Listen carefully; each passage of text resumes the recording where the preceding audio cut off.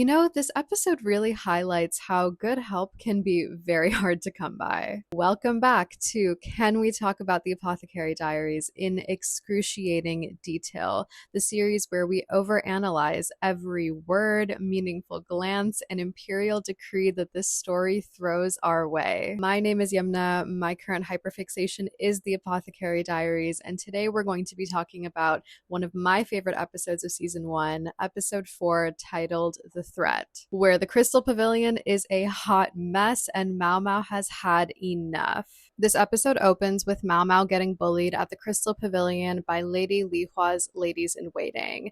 But why is she at the Crystal Pavilion when Mamau is in service to Lady Gyokyo at the Jade Pavilion? We then flash back to where episode 3 ended off with the Emperor visiting Lady Gyokyo, and as Mamau is wrapping up her poison taster routine for the day and is about to leave Gyokyo and the Emperor to enjoy their meal together, the Emperor stops her. He tells Maomao that she has become famous and that he has a special request for her, which is to go to the Crystal Pavilion and take care of Lady Lihua. Maomao notes that this is the first time the Emperor has ever addressed her directly, and she has some thoughts about this interaction that I think are interesting and that we should go through. Starting off, Maomao notes that the Emperor's word is the word of the heavens, which basically means that if Maomao were to refuse this order, she could be beheaded. Refusal would be grounds for beheading, and the crux of that being that no matter what the Emperor is asking of you, you are in no position to refuse him. She also notes that she finds it to be quite brazen of him to bring up another concubine in front of Lady Gyokyo, especially when you consider the fact that Lihua and Gyokyo have not had the best interactions together as of late. The third being that Maomao notes that this emperor is definitely more than just an emperor in name. He is somebody who really and truly embodies what it means to be a ruler in his demeanor and in the way that he speaks. Now, this is the first bit of real insight that we get into who the emperor is. Obviously, as the story progresses, we learn that he is a pretty stand-up guy considering the era that he exists in and the fact that he has absolute power. But at this point, he is quite the mystery to us. And this interaction is the first peek that we really get into the emperor's nature, which, as Mamau notes, the emperor's word is the word of the heavens. And when your word is that absolute, a lot of things are below you. A lot of things are things that you would not really take into consideration because your words carry so much weight. And while this was a situation that the emperor could have easily passed off to somebody else to let Mamau know about, he goes out of his way to make this request directly to her, which suggests that he cares about Lady Lihua and that this is something that is a priority to him. Then we cut back to where we are currently in the Crystal Pavilion, where Mamau is being bullied, and she finds it to be truly incredible the way that Lady Lihua's ladies-in-waiting are treating her, considering the fact that she is here on an imperial order. This is the first of many things that clues us into the issues with Lihua's staff and just with the way that the Crystal Pavilion in general is run, because while it is perfectly reasonable to have a level of healthy skepticism about somebody coming to work at your pavilion who is in service to a concubine that is not only a rival of your mistress's, but also somebody who your mistress accused not too long ago of sabotaging her. But also, Maomao has been ordered to be there, something that they are aware of. And any individual who is accustomed to having a critical thought or two would likely think, hey, this is just a random girl. She doesn't have any kind of important family lineage at this point, but she has been ordered on an imperial order to come and care for our mistress. What could possibly conceivably be the circumstances under which that would happen? Like, how exceptional is this girl that she is being directly asked to do something like this, despite the fact that, she doesn't come from any kind of specific family, doesn't seem to have any kind of particular education background. Like, what is going on here? But I fear that type of thought, that type of cognitive processing is something that Lihua's ladies-in-waiting are very much not acquainted with. And thus we find ourselves in this situation where Mamau is not able to do the job that the emperor has ordered her to do, because these women will not let Mamau get anywhere near Lihua. You know who does have a critical thought or two, though? Xiaolan. We know her, we love her. We cut to a scene of her and Mamau eating food together where they are talking about Maomau's new role at the Crystal Pavilion, as well as what happened with the face powder after that whole mystery was solved, which was essentially that it was banned in the rear palace and that eunuchs were charged with confiscating it from all of the concubines. And Xiaolan notes that Maomao has to be pretty awesome for the emperor to go out of his way to personally get her to do this. Now, Maomao's response to this in her internal dialogue is very interesting, where she says that, the emperor has to have absolutely no faith in the quack doctor and his abilities to be relying on a girl like her. And I think that the sentiment speaks to two things about Maomao. One being her desire to fly under the radar and not be noticed, because in a place like the rear palace, as a commoner, for you to stand out in this way is putting a target on your back, and also gets you roped into things like this, where you are in these very high stakes situations with these highborn people, but you are not highborn yourself, so you are disposable, which is why Mamau doesn't like it when the emperor describes her as famous, because that is asking for trouble. And I think this also speaks to Maomau's instinct to survive in the way that she actively not only downplays herself and her abilities, but also downplays the kind of gestures and decisions of the people around her. And she downplays their worth in order to maintain a level of distance. Because if you get too comfortable in the way that you frame things, in the way that you perceive things, if we just get a little bit too positive, we can lose sight of the fact that everybody in the rear palace is here and out for their own interests, which can obviously jeopardize your safety, which Maomao is all too familiar with, given the fact that she was raised in the pleasure district, which is the epicenter of transactional relationships, ambition, competition, and having to look out for yourself. Then we continue to see Maomao struggle in starting a care regimen for Lihua. Now, because the poison is still in her body, she needs to eat and drink stuff that is going to help flush those toxins out. So Maomao gets the kitchens to make high fiber food and also tea that can act as a diuretic that can just help with, expelling these toxins. But her ladies in waiting refuse to let Maomao anywhere near Lihua with this peasant food, and flat out tell Maomao that the Crystal Pavilion is no place for a lowly girl like her. Now, this is very enlightening after having watched season 2 and seeing how everything with Lady Sheen plays out, because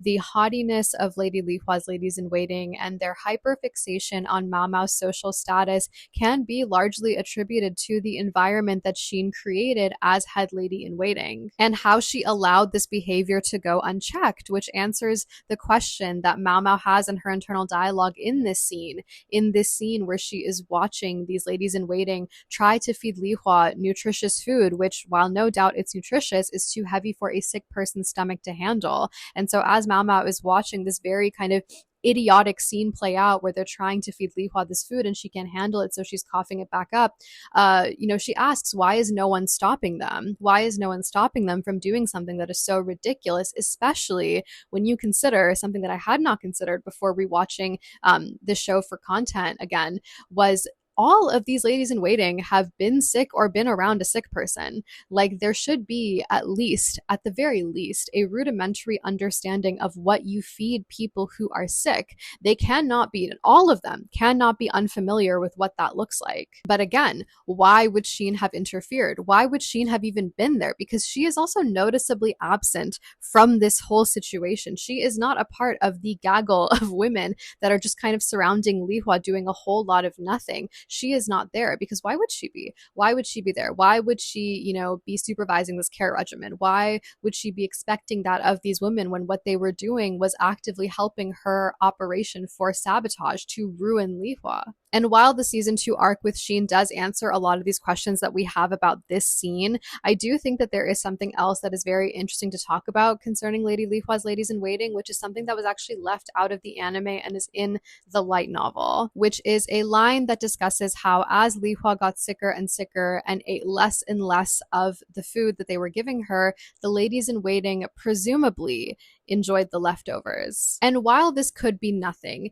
it does make you wonder, how much of this was just a lack of critical thought, just genuine, pure incompetence, and how much of it was a little more sinister. How much of it might have been these women being comfortable in taking a very laissez-faire approach to Lihua's care because they knew that there was a potential replacement waiting in the wings if something unfortunate were to befall their mistress, and that they would not lose their positions in the rear palace if that were to happen, because there was somebody waiting who also happened to be related to Lihua, who also happened to look a lot like her. I don't know, just something to think about. And while this is all incredibly frustrating and rage-inducing to watch, you also cannot help but laugh at this scene, at the theatrics of these women as they just keep saying Lady Lihua, Lady Lihua, Lady Lihua over and over again as they're kind of just running back and forth, but again, not really doing anything of any kind of substance to help with Lihua's care. And then subsequently deciding that the real issue here is Maomao and her commoner energy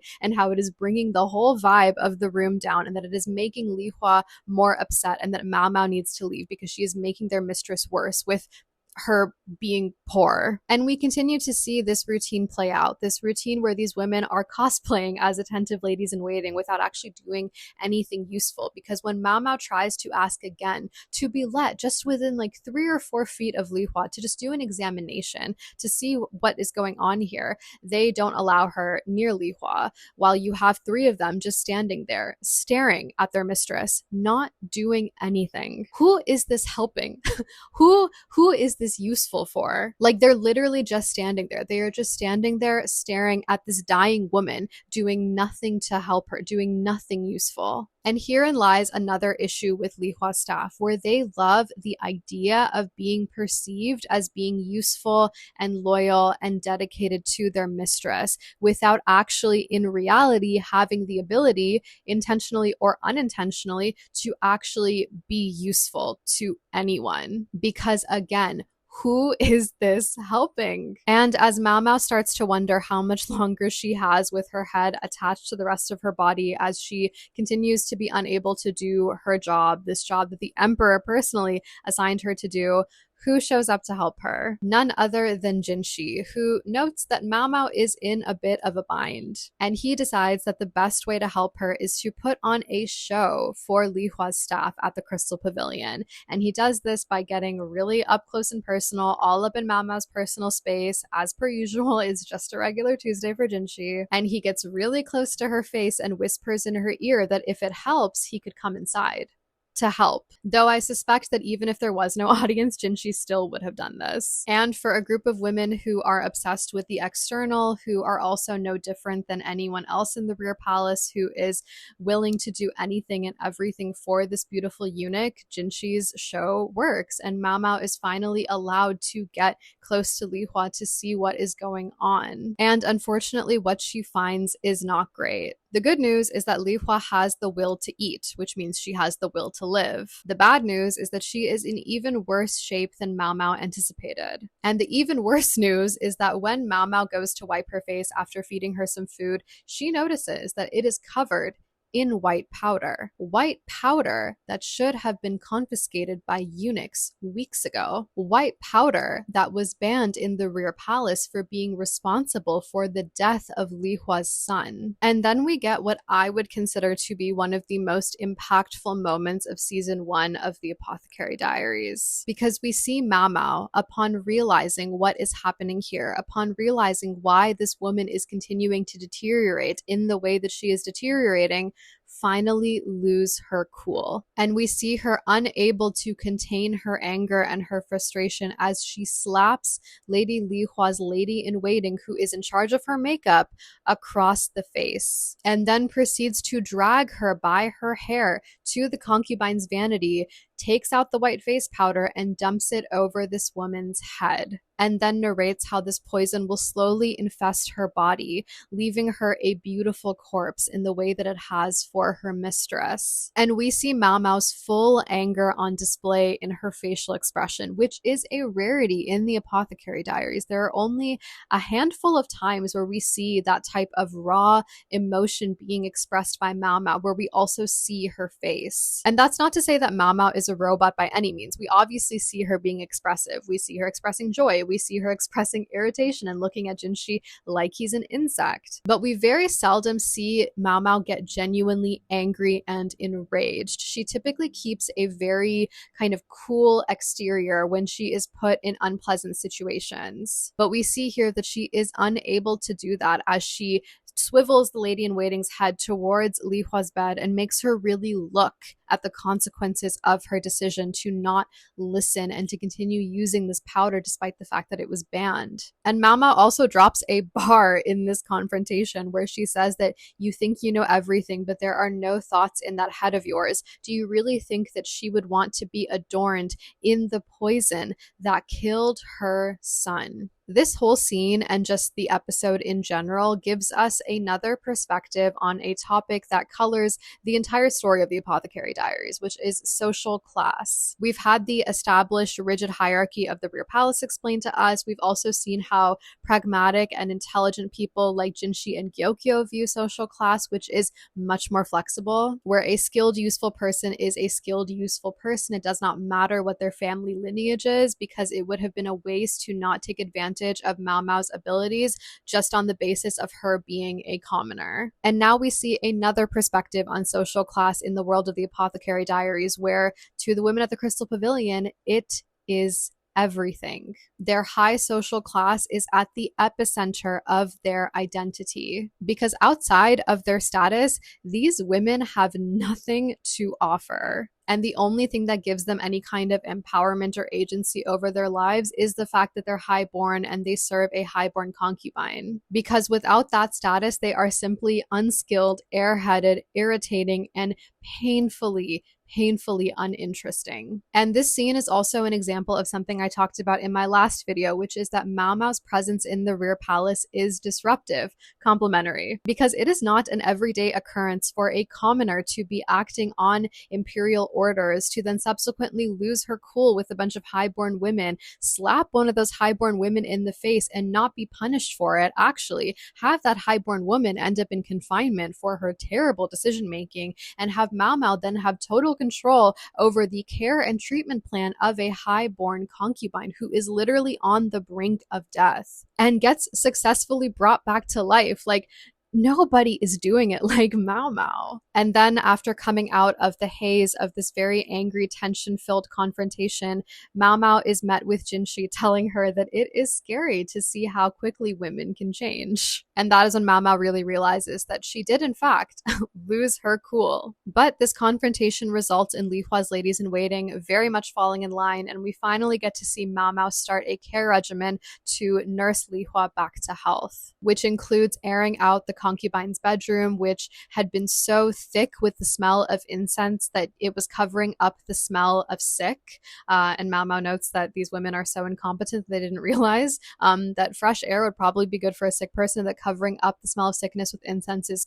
quite counterproductive. Lihua also gets bathed for the first time in God knows how long, because again, these women like to cosplay as being industrious when they are useless. Mamau also starts feeding Lihua food that her stomach can handle and gradually increases the bulk of this food as Lihua is able to handle more and more, and also has her drinking copious amounts of tea in order to flush all of the toxins out of her system through urination. And along with finding out that the lady-in-waiting who was in charge of Lihua's makeup has been confined, we also find out that the eunuch that was responsible for confiscating powder from the Crystal Pavilion has been punished with flagellation. And this is where, for the first time, we really see what Mamau is talking about and why she wants to fly under the radar. Because these swift and harsh punishments get doled out very easily to people who are on the lower rungs of this social hierarchy ladder in the rear palace. Even though common sense would suggest that it would not have been hard for a lady-in-waiting to hide a face powder if she wanted to. So was this really on the eunuch? And this showcases that Mamau's desire to fly under the radar isn't just a fun personality quirk, it's out of genuine fear for situations like this. And that there are very real consequences for getting caught up in the mess and the drama of highborn people in spaces like this. And how it is genuinely incredibly stressful. You see that in Maomau very resignedly kind of accepting the possibility that she could get beheaded for failing at this task. We then cut to Maomau being exhausted, because nursing somebody back to health who was so far gone is a round-the-clock job. And it's also important to consider here that Lihua's staff are incompetent. So Maomao cannot trust them to use their own common sense and intuition to do things. She has to be there to supervise. She has to be there to teach, to provide instruction. And as Maomao is exhausted and doing the laundry, likely washing Lihua's sheets, Gaoxuan and Jinshi pay her a visit, and Gaoxuan brings her a snack to reward her for all of her hard work, which Maomao very much appreciates and notes that Gaoxuan would make a very good husband, and notes that relative to Gaoxuan, Jinshi lacks. But nonetheless, Jinshi continues to take every opportunity to get close to Maomao, to be near Maomao, and to be helpful to her. And he asks her, is there anything I can do? Just say the word, just let me know. And it's very funny to see Gaoxuan in the background just shaking his head, suggesting that Jinshi really does not have the time to be doing this. But Maomao takes advantage of all the resources that she has available to her and asks Jinshi if a steam bath can be commissioned to be constructed at Lihua's pavilion. Then we cut to Maomao just sitting by Lihua's bedside as she is resting when Lihua suddenly wakes up and asks Maomao why she saved her, and that she should have just let her die and should not have bothered. And Maomao counters this in a very matter-of-fact way, where she's like, if you didn't want to live, you could have just not eaten. We then get a series of flashbacks where Lihua is remembering the short time that she did get to spend with her son, where it's very clear that she absolutely adored him. And what really strikes me about this conversation and about the subsequent flashbacks is just the extent of Lihua's trauma, where she gave birth. That's a trauma, especially in an era like this where it was not uncommon for women to die in childbirth. It was incredibly dangerous. And then she gets a few precious moments with her son before she has to literally watch him wither away, where nobody can figure out what is wrong with him and what is happening. And along with being completely helpless to make him better, she is also sick with the same affliction. And as she becomes more and more wary, as her sickness gets worse and worse, she then has to grapple with her son dying. And she doesn't even get a chance to mourn him before she is so sick and so bedridden and so weak that she can't do anything. And she is literally fighting for her life, surrounded by a bunch of good-for-nothing staff that are not capable of taking care of her and are actively making her condition worse. And then she accepts the fact that she is going to die under this negligent regime that her pavilion has, only to get brought back to life when she is on the brink of death by Maomao. And now that she's not on the brink of death, Lihua has to muster up the resilience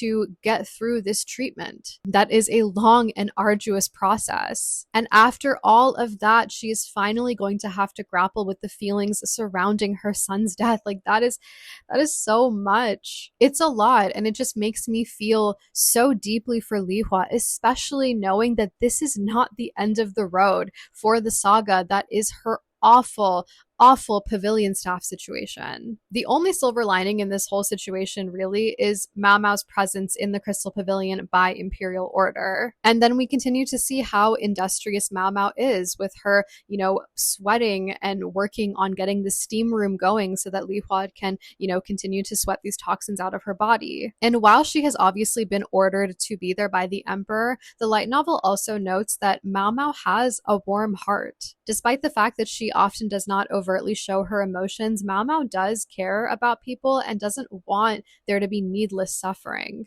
especially when she has the knowledge to prevent that from happening. Hence the reason that she puts everything on the line to send those warnings to Gyokyo and Lihua when she realizes what is wrong with their children. And after many more days and weeks of Maomao doing tireless work, having bags under her eyes, guess who returns to the Crystal Pavilion? Lihua's lady-in-waiting, who had been in confinement, who has now been allowed to continue serving her mistress for whatever reason. To her credit, she does acknowledge that she made a terrible mistake and takes the food tray that Maomao has in her hand and tells her that she should go rest and that she will take over from here. And I think the most notable thing about this interaction between Lihua and her previously confined lady-in-waiting is the way that Lihua responds to her when she notices that she is there. As she sees her standing at her bedside, Lihua asks, "If you could you please get me some water?" It's a very small moment, but you see how the lady-in-waiting's eyes fill with tears. And while that could just be regret at her actions, relief at the fact that Lihua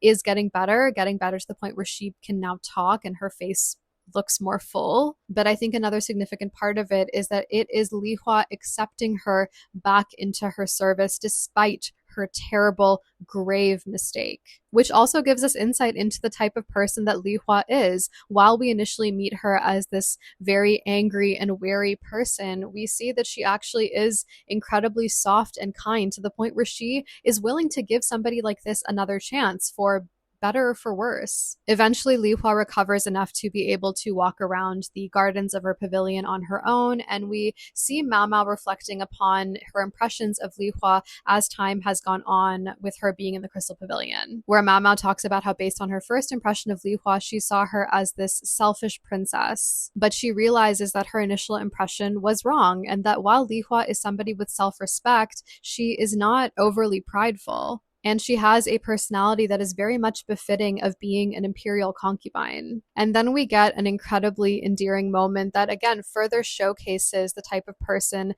that Lihua is, as Mamau is lying down in exhaustion after putting in weeks and weeks of hard work, and Lihua just sitting with her, stroking her hair, much in the way that a mother might. And finally, after a very extended period of time, Maomao is finally going back to the Jade Pavilion. And the day before she leaves, her and Lihua have a conversation that I think is very interesting. The conversation starts with Lihua asking Maomao if she can still have children, which, given the fact that she is an imperial concubine where much of her job is to give birth to children, this is a very fair question to ask, considering how badly the poison ravaged her body. Mamau tells her that she isn't sure, but if she wants more children, she should try to have them, which Lihua responds by saying that the emperor's love for her has all but vanished, which Maomao counters with, well, he asked specifically for me to take care of you. That was a direct order that he gave me, and I don't think he would have done that if he didn't care about you, and suggests that now that Lihua is better, he may be more inclined to visit her.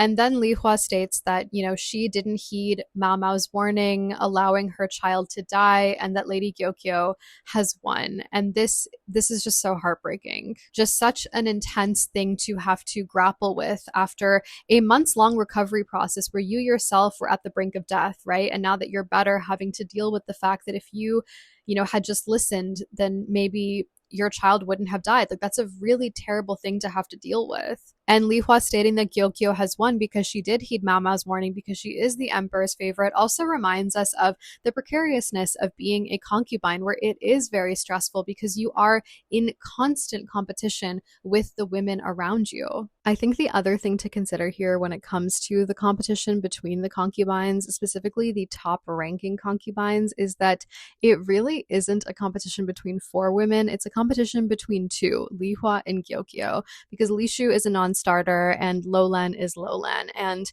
I can imagine that adds a lot of extra mental weight to Lihua, because she is not in competition with a bunch of women. It's literally just Gyokyo that is her only rival in this entire scenario of the Rear Palace. And I feel like that has to make the preference that the emperor shows for Gyokyo sting a little bit more, especially when you also consider the fact that Lihua was born and bred to be an imperial concubine. She has been being trained since birth to be this. We see that in season 2 when you see the flashbacks of her and Sheen being educated in everything that an imperial concubine would need to be educated in. She was raised for this. This is the only thing that she was raised for, which is why Sheen gets to the point that she gets to in season 2, is because her entire life's purpose is just non-existent, because she doesn't make the cut to be in the position that Lihua is in. So yeah, I just think that adds an extra kind of layer to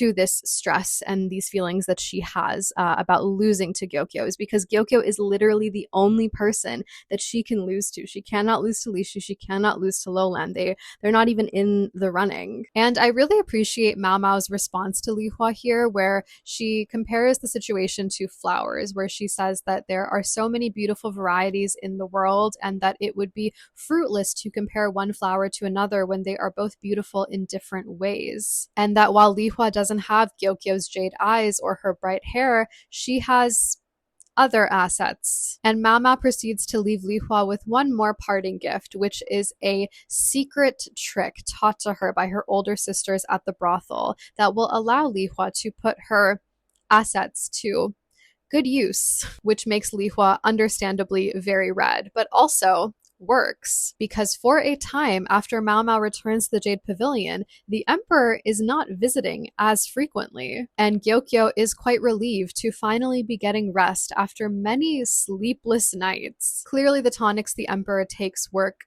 very well. And so, very impressively, Jinshi notes that Maomao has completed the mission that the Emperor set out for her. Overall, I adore this episode. It's one of my favorite ones from the first season. I think it does a really good job at building on the implications of this hierarchical social class system in the Rear Palace and how it creates an environment where incompetence can thrive unchecked, and also how we continue to see the precariousness of just existing in the Rear Palace and how difficult it is, and how survival is largely predicated on not only your wits, but on the people that you choose to trust and have around you. I also think the final conversation between Lihua and Maomao is very interesting in how it contrasts and is different from the conversation that Maomao and Gyokyo have in the last episode, where in this conversation, Lihua confesses to feeling defeated by Gyokyo, and that she isn't a match for this concubine with bright hair and jade eyes who has the Emperor's affections, and whose baby is still alive. Whereas in Gyokyo and Maomao's conversation in the previous episode, where Gyokyo also showcases a moment of vulnerability by asking Maomao,